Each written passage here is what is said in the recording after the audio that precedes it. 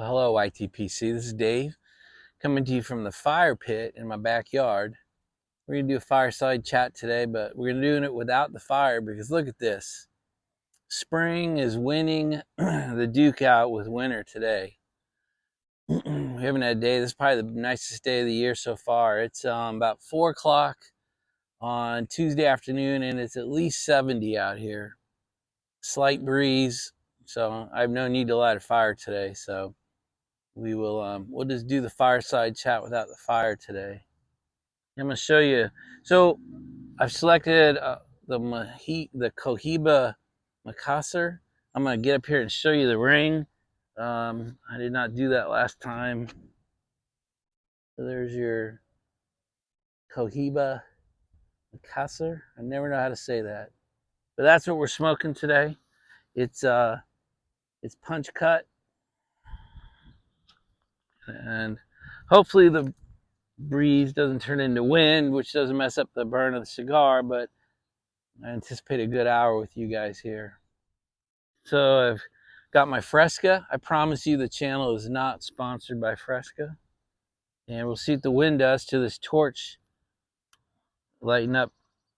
It's going to make it a little bit harder, but I still want to try to be gentle to the cigar. Toast the foot and not burn it up.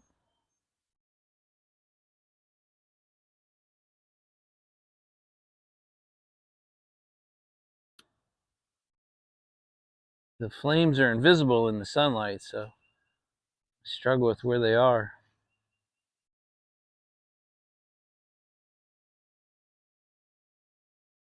Ooh, that's working nicely. You can hear the breeze blowing on the flames even though it's a torch.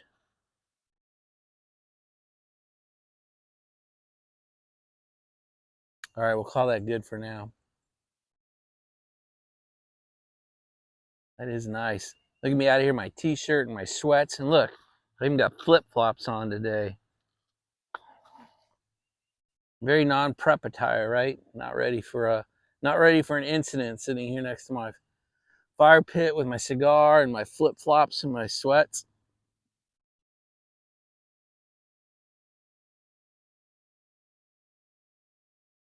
Sometimes you just have to enjoy the moment, not worry about being too prepared.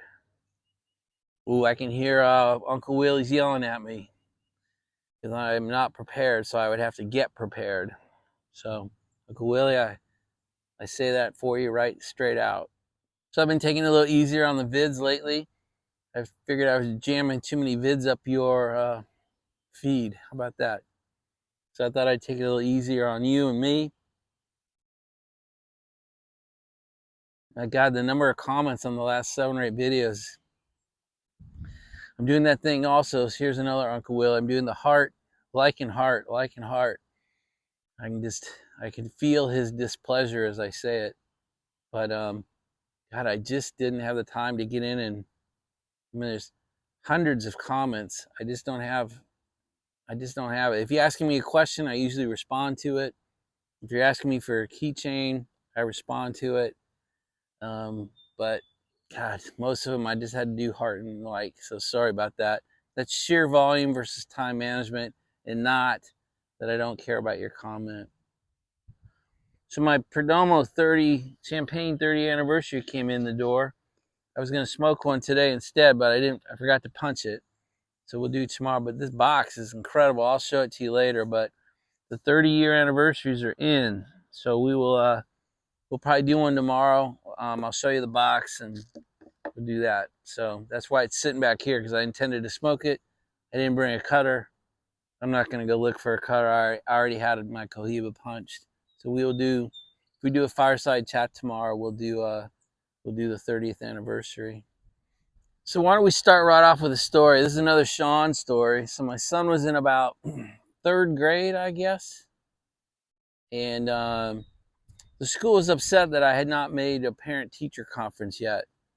So I didn't go to his kindergarten one. I didn't go to his 1st grade one. I didn't go to his 2nd grade one. So they were like, hey, the dad should be more involved and come to a parent-teacher conference.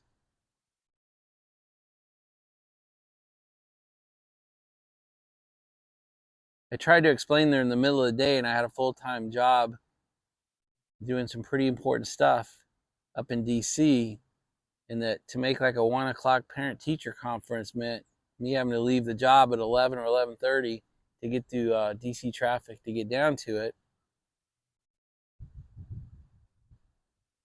But I decided to oblige. So it was third grade. Pretty sure it was third grade. So I walk into the parent-teacher conference with Anne Marie, who's done them all. We sit down in the classroom, and the teacher just starts talking just about stuff. Not even so much Sean, but about the year and how the class is going. And I was like, look, all I really want to know is, how's my kid doing? How's he behaving, and how's he doing in class? I know what his grades are. We see him. So what, how's my son doing? So she kind of got the point and said, you know what? Let me just show you something. And I guess every teacher has what they call a substitute book. In her case, it was in the top right-hand drawer of her desk. And I guess it's intended when substitute teachers come, they're supposed to get the sub book out and go through it. And it tells them what subjects they're on and where they are. And like I said, it has personality discussions about what to be careful of.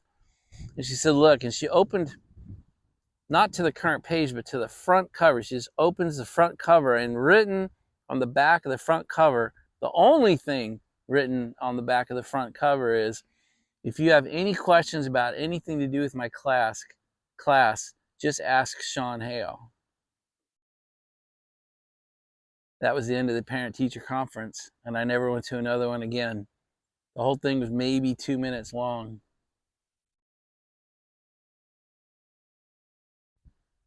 I said, well, that was good. I'm glad to hear that.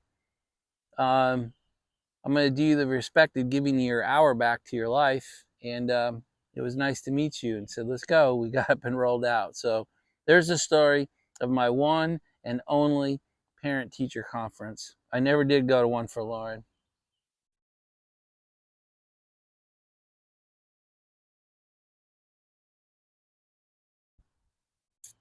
So my second story is my origin story at going in and supporting the FBI.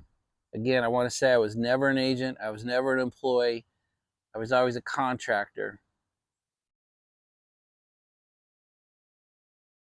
And a couple of you said in response to my first FBI story, we didn't know. We were always curious, but we didn't know what you could talk about. And I do have to be careful, and I don't want to give away anything that's not public information. But there are a number of things we can talk about. And so how did I get to the FBI? I can't remember if I told this part of the story before, but I was actually working for the Department of the Army on a big project for Arnold Schwarzenegger. I swear to God, I don't feel stupid. I don't feel dumb, but I am dumb. But I'm going to leave that in. So I was working on a project for the U.S. Army during the first Iraq War for General Schwarzkopf, not Arnold Schwarzenegger.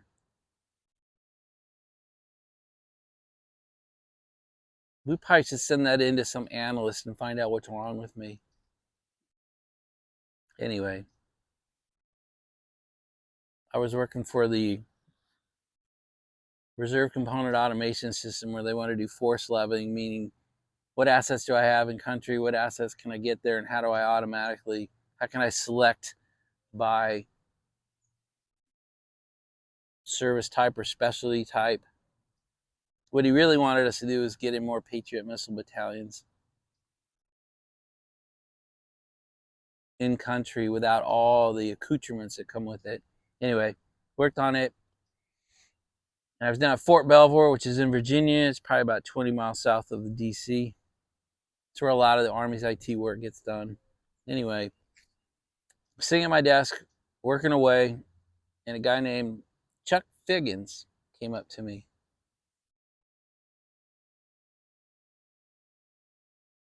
He said, hey, the FBI would like you to come talk to him. they've got a problem and they'd like to see if you'd be willing to come over and help them.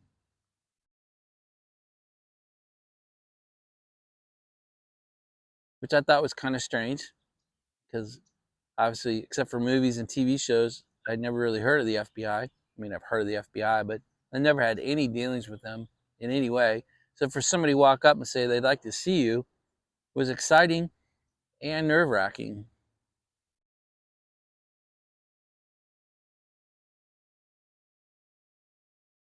So I arranged to go in and meet with the FBI folks who wanted to talk about their problem. And I was on that 6-month purchase order with the U.S. Army. This is probably February or March of '95. And they wanted to know if I could come in right away. And I said, well, I still have a 6-month contract with the Army. I don't want any way to violate that. And so let me finish that, and then I can come over April 1st if it works for you. So it's probably a month wait. So they were willing to do that.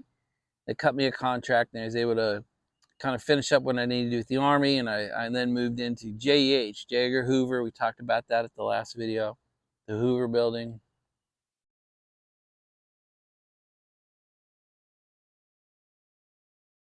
And they put me on a project called the Latent Encoding Workstation, LEWS, L-E-W-S, the LEWS project. And this was a project that they wanted to get done fairly quickly. So rather than go through a full competition to award the contract, they awarded it sole source without competition to an 8A firm, which is a minority-owned firm. The 8A program is well known if you're in the federal government around it at all. So they awarded an 8A contract to a company in LA. And so I went to JEH, and the first thing they said is, you got to go fix this project. We need you to go to LA. So I drove home, left my wife a note, because this is pre-cell phones, basically. Said, hey, went to LA, not kidding, call you later.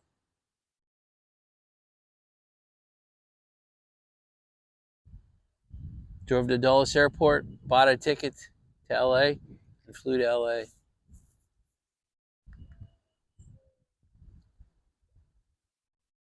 I can hear you asking, Dave, what is a LEWS? What is a latent encoding workstation? So to explain that, we need to understand what a latent fingerprint is. So if I pick up this can and set it down and walk away and no one knows whose can that was, these fingerprints on this can are latent fingerprints. We don't know who they belong to. So obviously every crime scene in the United States that gets sent to the FBI, that crime scene is dusted for prints, and those prints are provided to the FBI lab division as latent prints. And clearly one of the most important things you do on a case is try to figure out who do all these prints belong to. I mean, you see it on every crime show, right?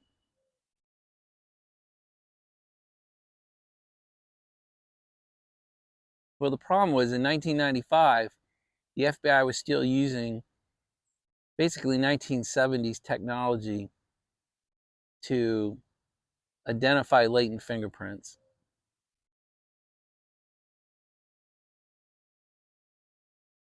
And they needed a new system.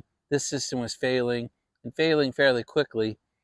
And we were kind of at risk of not being able to identify latent fingerprints from crime scenes, which is a big deal if you're the FBI. And that's why they issued this kind of emergency uncompeted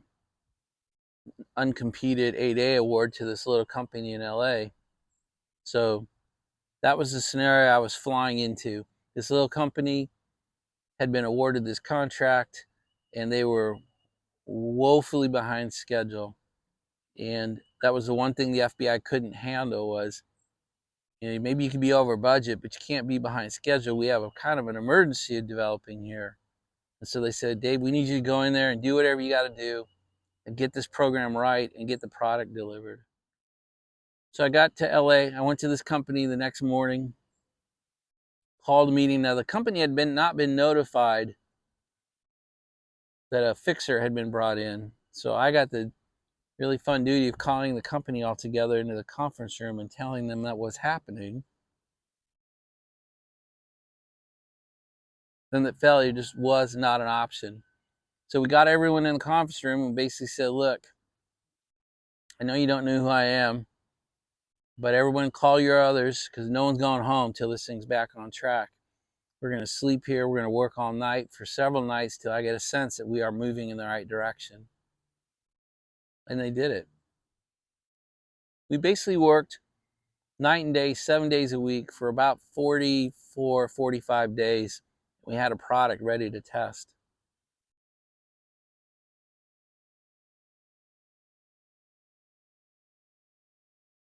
And after a review, we were given an ATT, an authority to test, which meant we could bring one of these units into the Hoover building, into JH, and start running real tests through it to see if it did what we thought it did.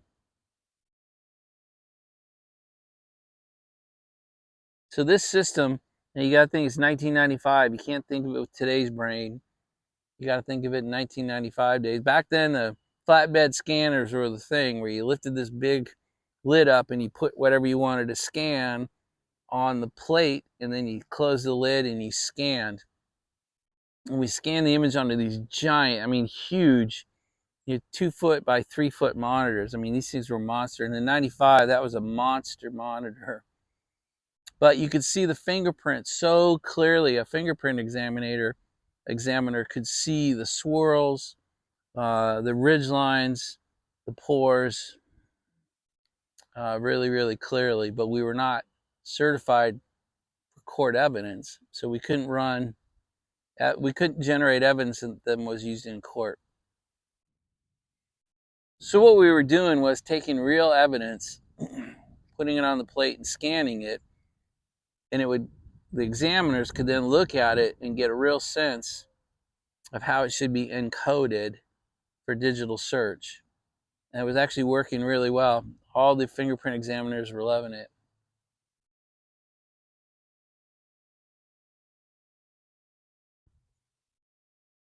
So the first event that kind of made us famous was we got a FedEx box in from Giuliani, who was the district attorney of New York City at the time, and he needed to know the identity of what was in the box. And what we didn't realize, we cut it open, and it was 2 hands that had been surgically removed by the medical examiner of New York City. And it was obviously off a body out of the dump in New York City, and it had decomposed enough that they couldn't get rolled fingerprints. They couldn't just roll, ink pad, roll them. They couldn't do it. It didn't work. So they said, can you guys do something? And so the technical advisor to this project from the FBI was the #1 fingerprint expert in the world. And he said, we got to peel the hands.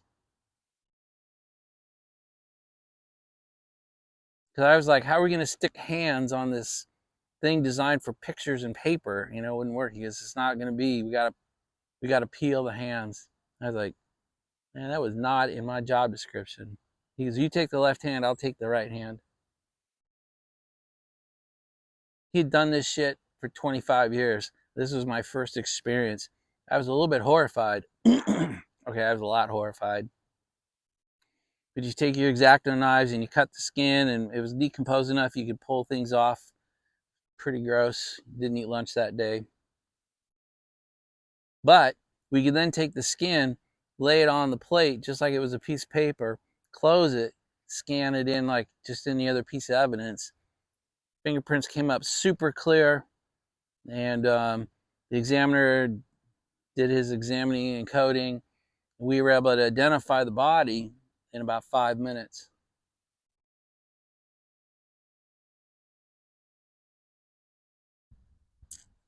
That blew the lid off the program. Once we were able to do something like that, pretty much everybody who had evidence that needed to be scanned in wanted to use us as the test bed. So we had literally a line out the door. We always had 5-10 people.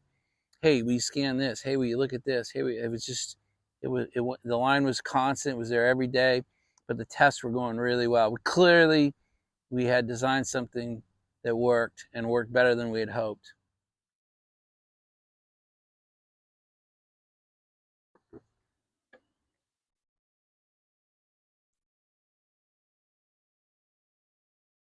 And then one day a guy walked in and told everyone in the room to leave the line. He said, all you waiting in line, get out. And he turned around, it was director Louis Free. I had not met him at that point.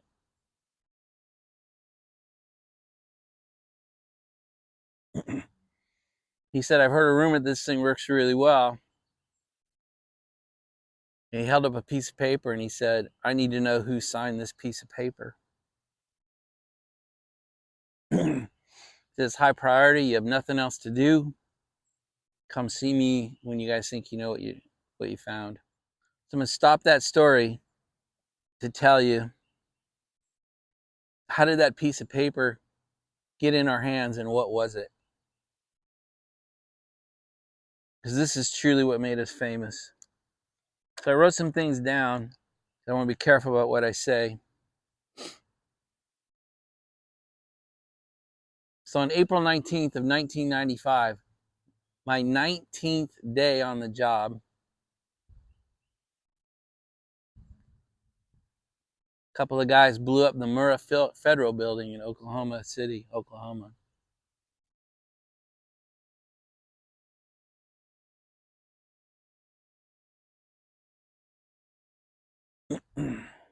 What was really weird was somebody called the main number at the Hoover Building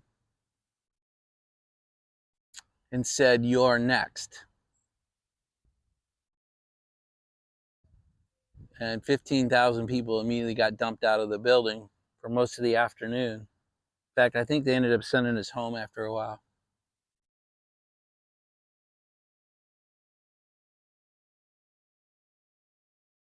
Let me pause to say the main number for the Hoover Building was 202-324-3000. 324 on your keypad is FBI. I thought that was a cool trivia fact. Not many people know that. 202, which is the DC area code, 324 FBI. And then 3000 is the main number. It goes into the switchboard. Don't call it. Don't do that.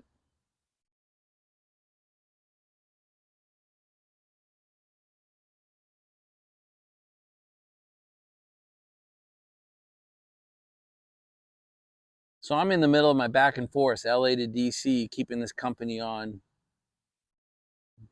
track.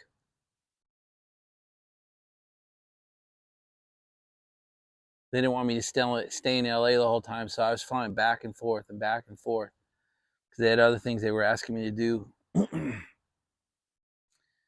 So when we got this thing done, we moved it in. We're a few weeks into it now, and we're doing the tests, and this piece of paper shows up, and it turns out that it's a rental. It's a truck rental receipt. So the story from the actual bombing to this piece of paper hitting our desk. So it was the Alfred P. Murrah building. I got all of this off of Wikipedia, so this is public information. I was checking what I was going to say with what's out there. So the on-site investigation team eventually found part of the rear axle of the truck that the bomb was contained in. It was an ampho bomb. It was basically a fertilizer bomb. And the guy was super intelligent about how he bought his fertilizer. Maybe we'll go into that in a minute. Probably won't go into it. It's on the Wikipedia page, actually. But the team, it was a long ways away from the building, but they found it. And in the US, VINs are stamped on axles.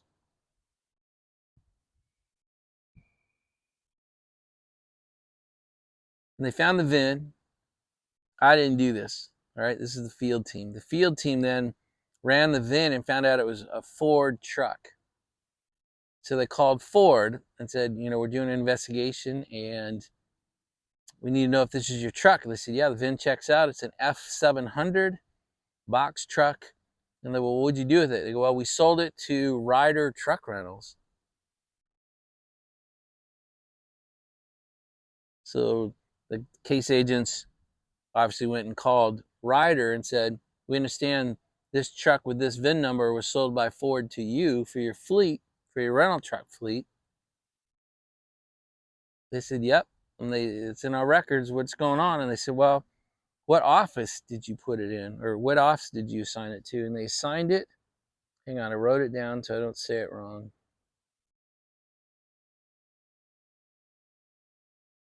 They assigned it to their Junction City, Kansas office. That part's on Wikipedia too. And so they flew the case agents to Junction City. And they said, hey, we need who rented this truck? And they're like, I don't know. I mean, and back then, especially at truck rentals, everything was paper, right? Today, everything's done online. You pull records in seconds, but these guys had to go back, several weeks back in their rentals, and everything's paper. And those files had been put into boxes, and those boxes then put in the warehouse. So they had to go find it. They had to go find the right box. They had to find the right file. They had to get into the file, but they found the rental form, and they had rented it under the name. I wrote this down too. Robert D. Klingon. Robert D. Klingon. Klingon. Turns out he was a Trekker fan. He pulled the name. He made up the name of being part of a Trekker fan, if you can believe that.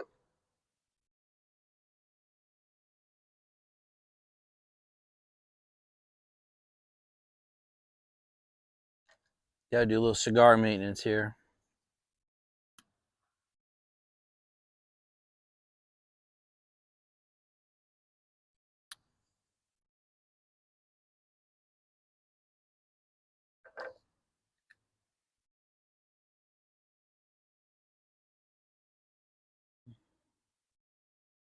So they took that rental receipt and they flew it to JEH.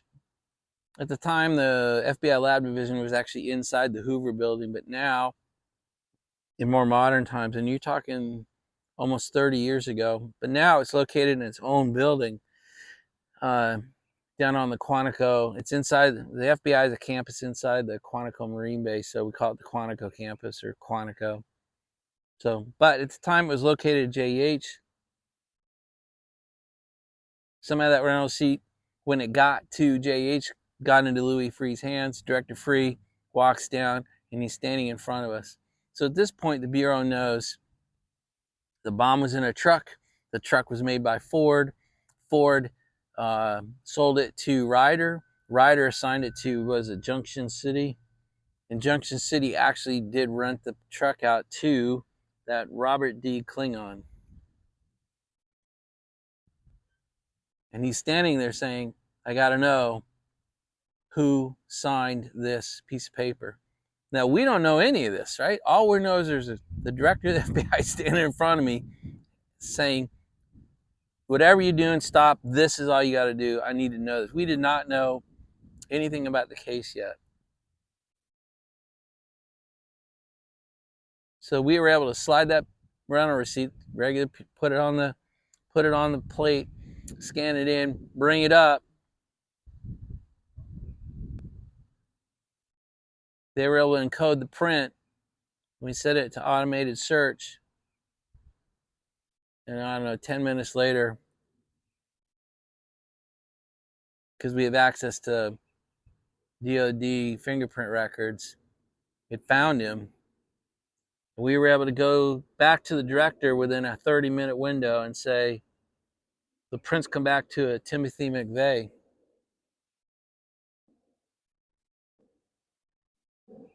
And I got to go home that night and tell Anne Marie we're going to watch the news because you're going to see the FBI arrest a guy named Timothy McVeigh for the Murrah building bombing. And sure enough, around 7, the 7 o'clock news came on, and breaking into the show's news release, FBI solves the case and arrests Timothy McVeigh, and then they found his cohort, Terry Nichols. They were both in the Army back in 1988. That's where they met.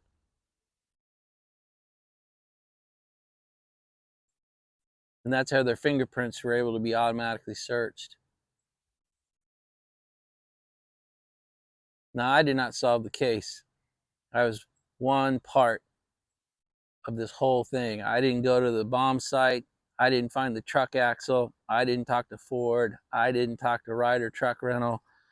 But the little project we were running was able to find who signed that truck rental receipt.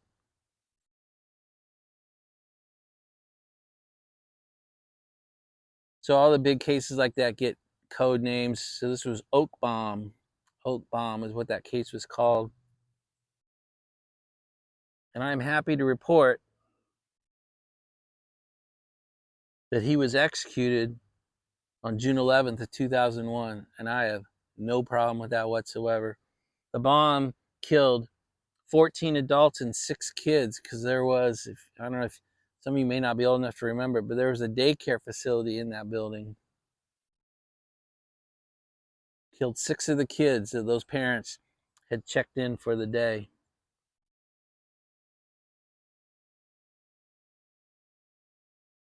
That's how you feel good about your job, is when you do shit like that. Well, that event changed my life, guys. That event, my destiny was in place after that. We ended up finishing the project, getting it formally approved, and then it could actually process court evidence, and it could be part of the chain of evidence that has to be maintained. And once that project was done, it probably took us a couple of months to finish it up and formally get it delivered and done. But then the director came and found me at my desk and said, I don't know who you are, and I don't know what you're doing, but I got shit you can do. And I spent the next several years just doing what he needed done. So that's how I went from Fort Belvoir, working for the Army, into the Hoover Building, and then on to just a series of weird, crazy projects. And really, we became famous at that point. My name, and then the company that I was with, I was still a one-man show at that point. I was a one-man show until May of 1990. But the rest is history. But that's the origin story of how it all began. And everything I just said is pretty much out on Wikipedia, so I'm not saying anything that is not publicly available and easily public available. You don't need to do a bunch of research, so I'm not really handing out any internal means or sources or capabilities.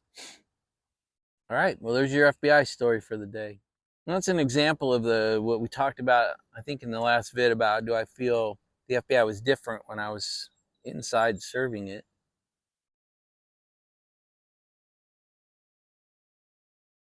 That bombing event was the priority for everybody at the FBI. And they all had cases to work and all that, but they weren't off worrying about politics.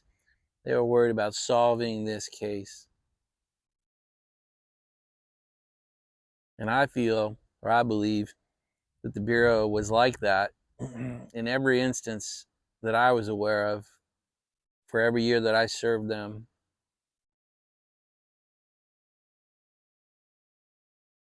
Anyway, that's just one example of it.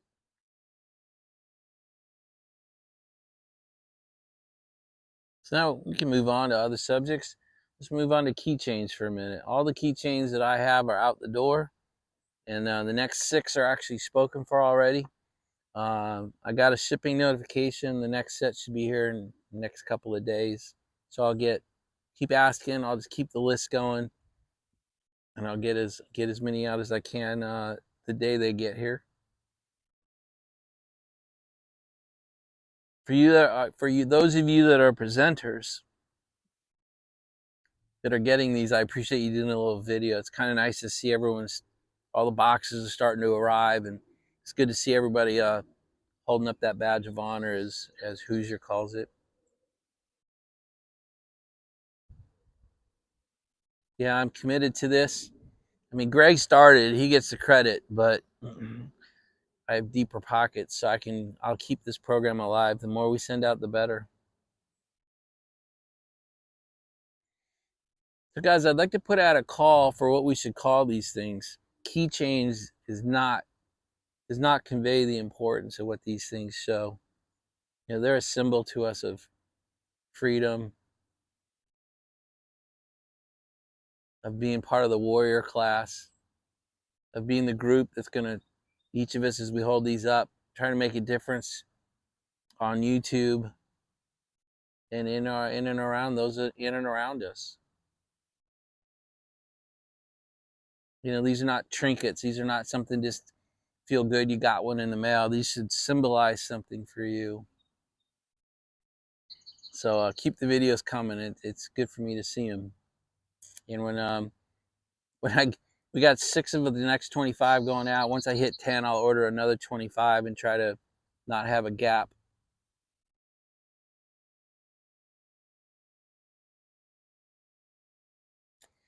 So I had to delete another comment and ban someone else from the channel. So I'm keeping count because it's important to me because I hate doing this. So that's 3 comments I've had to delete and 2 people I've had to ban. The first one is easy, trying to sell something to us. That's not the point of the channel at all. That was an easy delete. If I see it again, I'll then ban that individual, but I've not seen it since. The second one was a pretty racist comment. So that comment got deleted and that person got banned from the channel. I just have no interest in taking the channel down any sort of racist tones. Even if they're well-intentioned, by the way, I just don't want to go down that road. And then the third one was somebody came on with an axe to grind about weapons, saying, you know, they kill kids, and you know, how do I deal with that stress? Basically, how do I sleep at night knowing that weapons kill more kids than anything else? So, but it was so caustic, and it clearly was the person wasn't interested in a conversation or a debate. They just wanted to get on there and spew hatred. So that comment got deleted and that person got banned. So 3 comments and 2 people are gone. So anyway, kind of want to be honest. I don't know if your channels are, if you have to maintain them like this, or if it's just, if I'm the chief pirate of this group right now and that's why they come to me, or I put out the most caustic videos, that's why they come to me. I'd be interested to hear if you have to delete comments or ban people. Again, I'll say it again. I'll say it probably every time. I hate doing it because I believe in the freedom that I keep talking about. I believe in free speech. I believe in freedom of content of your channel. I believe in your ability to comment or say what you want on even my channel, or all channels for that matter. But I do believe there's a line, and it's been crossed a few times. So guys, I didn't do a fireside chat yesterday. The wind was just unrelenting. We had sustained 20 miles an hour till like 7 or 8 o'clock, and by that time, that's wife time. So, you know, again, Anne-Marie would be understanding if I said, "Hey, I'm going to go outside and film a video now that record a video, you know, now that the wind's died down," and she'd be okay with that. But that's not what I'm not. It's not the kind of husband I'm trying to be.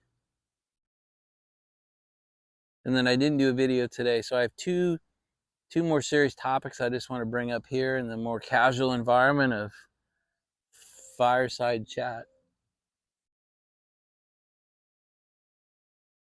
The first is, and the comment I had to delete and the person I had to ban made me think of this. I'm always talking about we should phrase things in the form of a question. You know, how people react better, conversations start better, and they're more honest and more deep when started with a truly heartfelt question.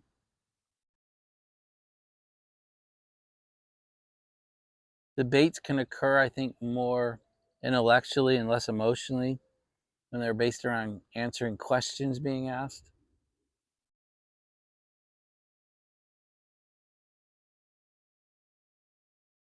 But I caution us to read the questions before we submit them. Because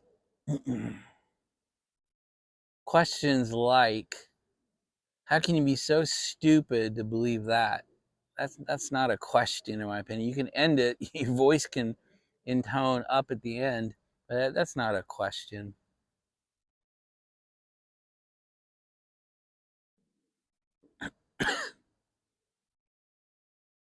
How can you be such an idiot that you support Trump? How can you be so stupid to think Biden's a good president? You know, these aren't questions, right? That they certainly don't elicit the belief in the other person that you want to have a serious conversation.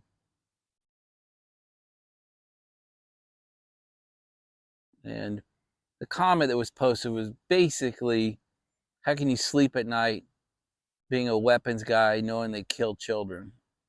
That's not really a question either, right? How did you make it this far in life being this stupid? That's a real question asked by my wife of me sometimes. There are things I still do that make her just shake her head and go, I don't know how you made it this far. So just be aware.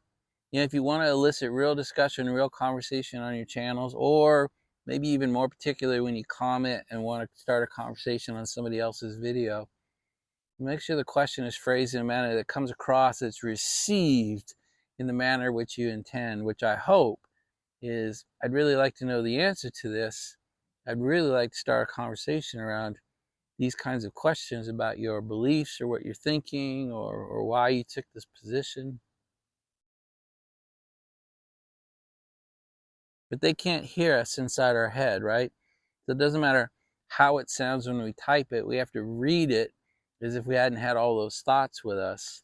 And how does it come across with that test? I think sometimes we fail that test. I've worked very hard the last few years to try to form questions instead of statements, and make sure my questions are not statements themselves. Here endeth the lesson. I'm done with this one.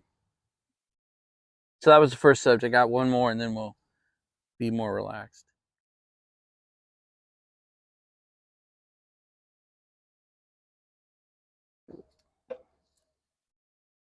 So I am heartened. I put out a statement that said, I believe that there are multiple ways to serve your family, and the best way isn't always just being around, which is kind of where modern society and woke culture is trying to take us. A number of guys who wrote either comments, emails, or texts that said, I worked 2 jobs. I worked 3 jobs. I was never home. It was my job to provide. Sometimes I regret that. I regret the time that I wasn't there or the events I missed, but I was serving my family um, in the highest and best manner I knew. And then I must have received 20 or 30 of those. So it heartens me that you guys got that comment, and so many of you led a life with that belief. That was pretty cool.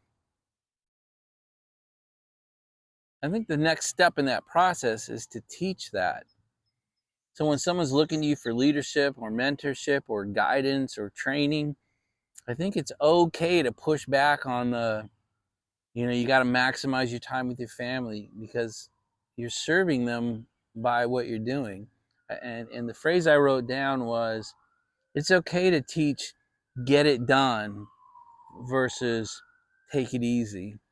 The whole society now is about taking it easy, doing what you love, and being there at all, every minute you can with your family,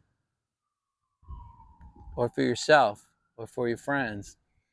And although I completely agree that that is important, there are many times in life when you got to get it done rather than take it easy.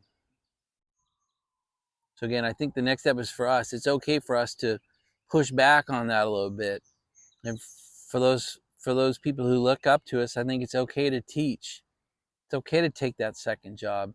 It's okay to work those 12-hour days. It's okay to miss a birthday now and then. It's okay to miss an anniversary now and then. if you're doing it to provide for your family.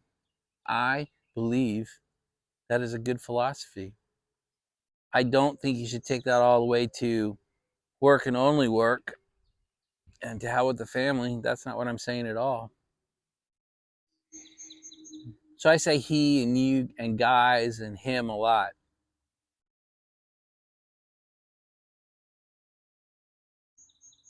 I do that on purpose.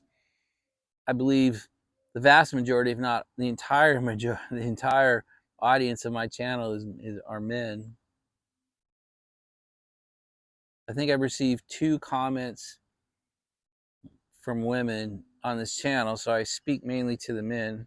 I don't mean to exclude the female side of the population.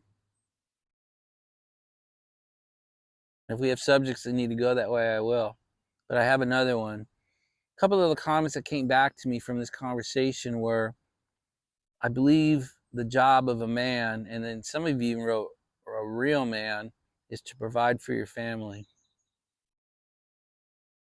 And I say, amen, brother, to that. Now, I'm coming up on 60. I'm an old man. You know, probably call me a Neanderthal. But sitting here, what is it, March 11th, 2024, I still believe that to be true. As men, our primary role is to provide for our family. Now, I'm sitting at the end of that cycle of this life cycle, right? We talked about different phases of life cycle.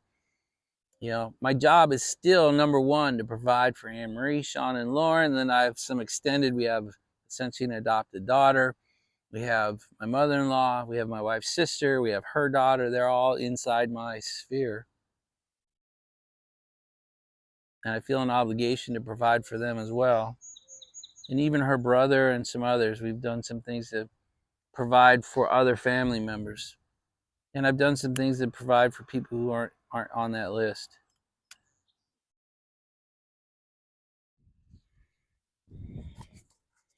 All right, guys, this is the second time I filmed this part, or recorded this part. These little Mikey things that I send out to you, you gotta be careful. The battery dies on you sometimes. And I was far enough away, I really can't see the blue light and the sunlight. So this is the second time I've recorded the closing to this. Guys, even after all those stories and those semi-serious topics, I can't tell you how good I feel. And I sure hope you give yourselves the gift of an hour like this now and then.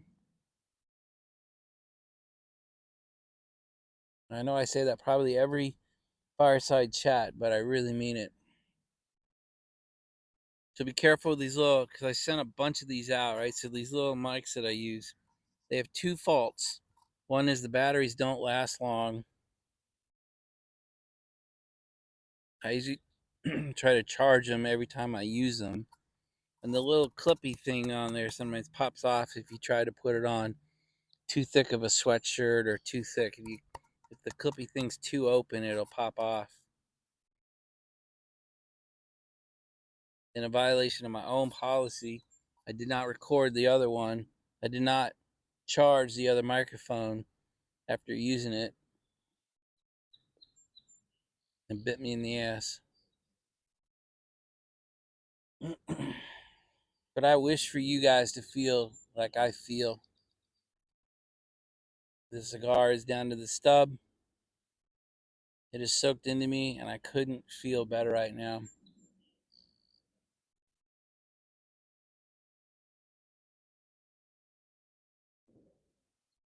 So we'll see everyone tomorrow. Tomorrow's Wednesday. Spring is definitely kicking winter's ass right now this week here in Maryland. The next 3 days are supposed to be 70 or better. So I'll see you tomorrow. I don't know if it's going to be at the desk with a serious one, or if it'll be back here at the fireside tomorrow night, or both. We'll see.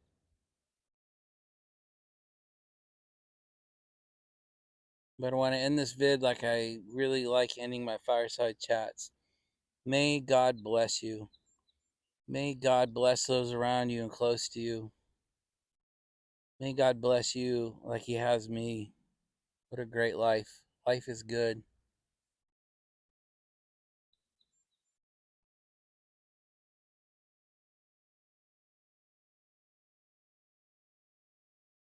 May God